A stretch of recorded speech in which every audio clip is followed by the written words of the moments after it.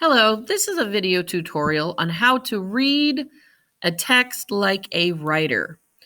Unlike reading a text like a reader, where you would use the literary aspects of the content, as a writer, you're going to look at the writing style, at the vocabulary, the grammar, the structure, the organization.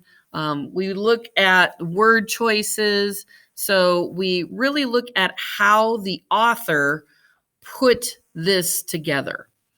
So this is the same text as we used for Read Like a Reader, and it is by Sherman Alexie from the novel The Lone Ranger and Tonto Fist Fight in Heaven. Comes from the chapter entitled The Fun House. Now, as you read like a writer, we want to look at the author's moves. So we're going to take a look at how Alexie writes, how he organizes the information he provides in this short little anecdote. We're going to describe some of those moves, whether we're using writing skills or terms for writing skills, or maybe we just kind of make something up, but we're going to describe it. This is an example of a mentor text. So what can we pull from this that we can use in our own writing practices? And it is a mentor text because Sherman Alexie is a professional author. He's published this book, and then this book got turned into a movie. So this is professional. That's why we want to follow what he does, so that we can get better in our writing as well. And then we're going to talk about style and preferences. So because I have this book, and I have a number of other Sherman Alexie books, I know that for me, as a reader and as a writer, I like Alexie's style. I like how he writes. So I have his books so that I can learn to be a better writer from following his examples and what I've seen him do. Okay, so those are some of the things we're going to do as we're reading through this. So once again, we'll just start at the very beginning and read through, and I'm going to take some notes. In the dark, my aunt and her husband were dancing 30 years ago, and they two-stepped in an Indian cowboy bar. So many Indians in one place, and it was beautiful then. All they needed to survive was a drive home after closing time. This first paragraph in this chapter, Alexie starts with in the dark. So he doesn't give us a particular time, but because of that, it creates this image in our mind. Okay, so it's dark when they decided to go dancing. Also, the beginning of the second sentence, 30 years ago. So this is really a flashback.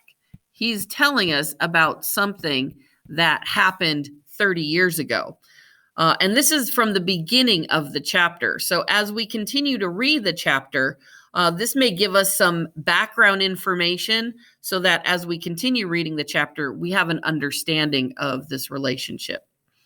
Also, I really like how, he tells us in the first sentence they're dancing, and then in the second sentence, they two-stepped, which if you know dancing, a two-step is a type of dance. So rather than repeating himself saying they were dancing, he is now giving us more of a detail. When we talk about telling details, that's a detail. He's being really specific. They were doing this particular type of dance.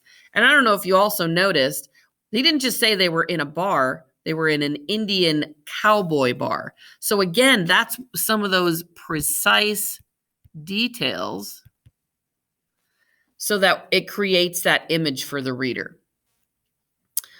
We'll continue. Hey, Nezzy, a voice cried out to my aunt. You still stepping on toes?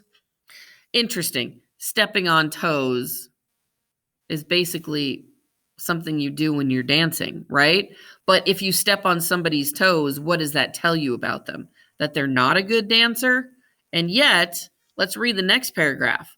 My aunt smiled and laughed. She was a beautiful dancer, had given lessons at the Arthur Murray Dance Studio to pay her way through community college. She had danced topless in a Seattle bar to put food in her child's stomach. There are all kinds of dancing. So it's funny, by saying stepping on your toes, there's a little bit of humor added in there. kind of joking.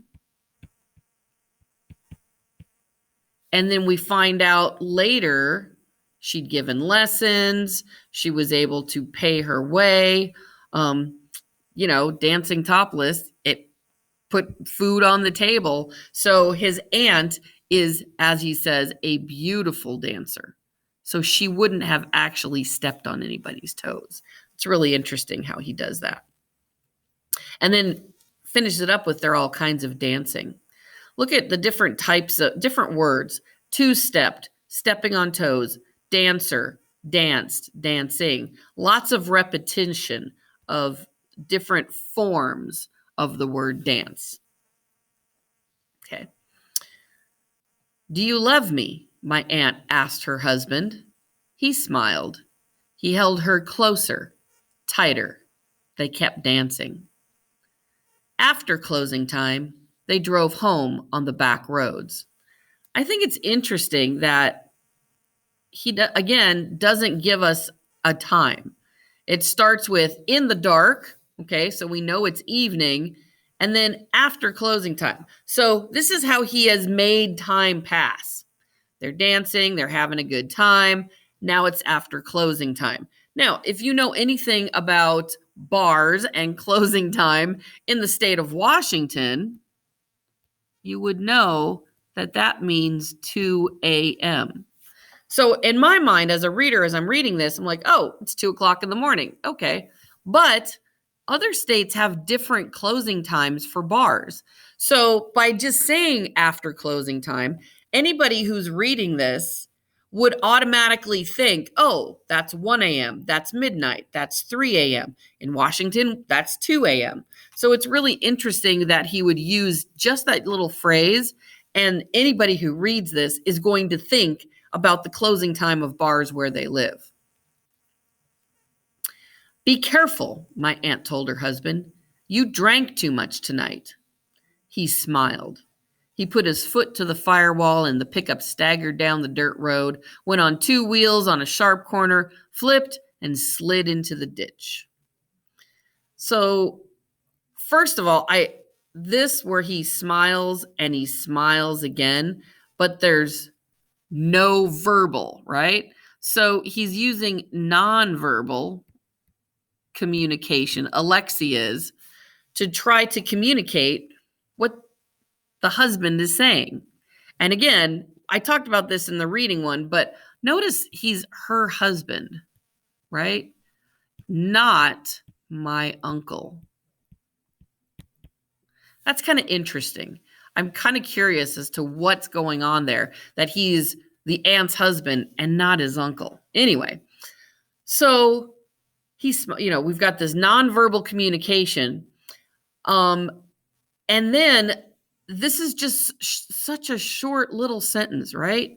2 words, but take a look at this next sentence. He put his foot to the firewall. The pickup staggered down the dirt road, went on 2 wheels, flipped, and slid in the ditch.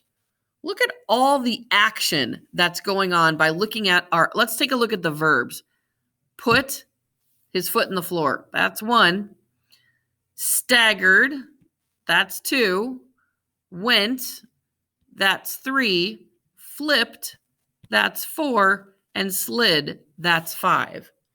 It's really interesting that in this paragraph, he starts with a very simple 2-word sentence. And then he follows it with this really complex, compound sentence that has 5 different actions going on. Put, staggered, went, flipped, slid. So he's taken a lot of action and kind of zoned it, or kind of compressed it. That's the word I'm looking for. He's compressed it into this one sentence. It's really kind of interesting. Also, I don't know if you noticed, the pickup staggered down the dirt. Well, what else staggers? People who were drunk. It's kind of funny how she